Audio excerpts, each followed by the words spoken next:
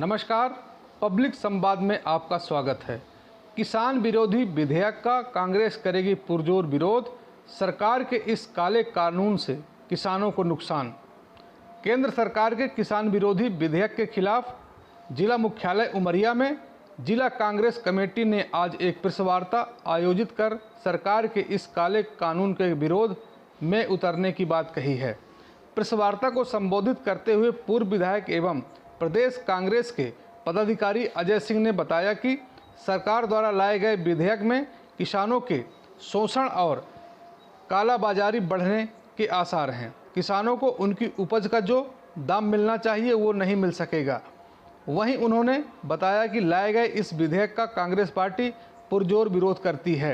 उन्होंने कहा कि कोरोना महामारी आज गांव व किसानों तक पहुंच गई है।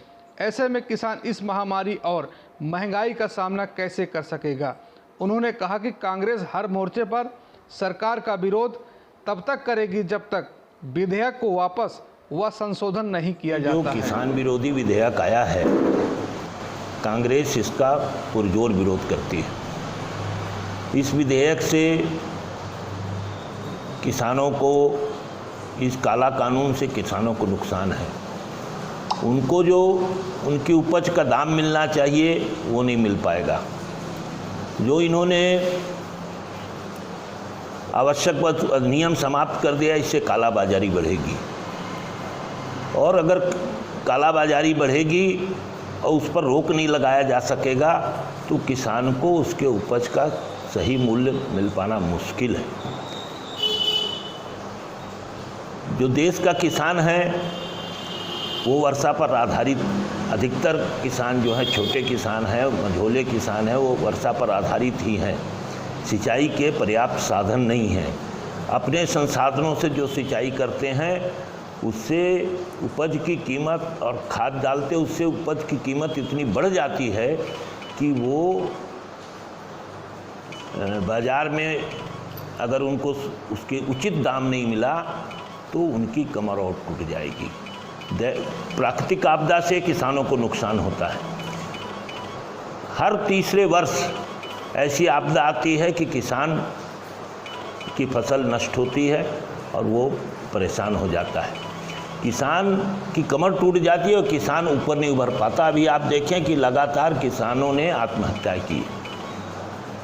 वर्षा का जो की व्यवस्था है उस पर आधारित जो धान की खेती है, अगर पर्याप्त वर्षा नहीं तो धान की उपज कम हो जाती है। किसान को उसकी मजदूरी नहीं निकल पाती। अगर वो अपने यहाँ की अपनी मजदूरी निकालना चाहे तो वो नहीं निकल पाती। इसलिए किसान प्रगति नहीं कर पा रहा है।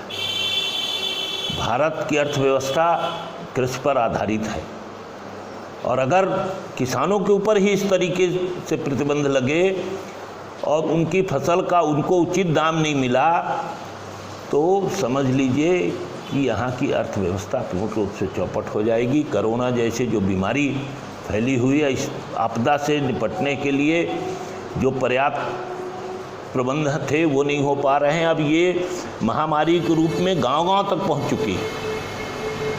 जहाँ जिला लेवल में वेंटिलेटर नहीं है, जिला के अस्पताल में वेंटिलेटर नहीं है, तो किसान इस बीमारी से कैसे जूझ पाएगा। सरकार को इस ओर भी ध्यान देना चाहिए और कांग्रेस ने जो मांग किया है कि इस काले कानून को समाप्त किया जाए, अगर ये नहीं होता है तो कांग्रेस और बड़ा आंदोलन खड़ा करेगी।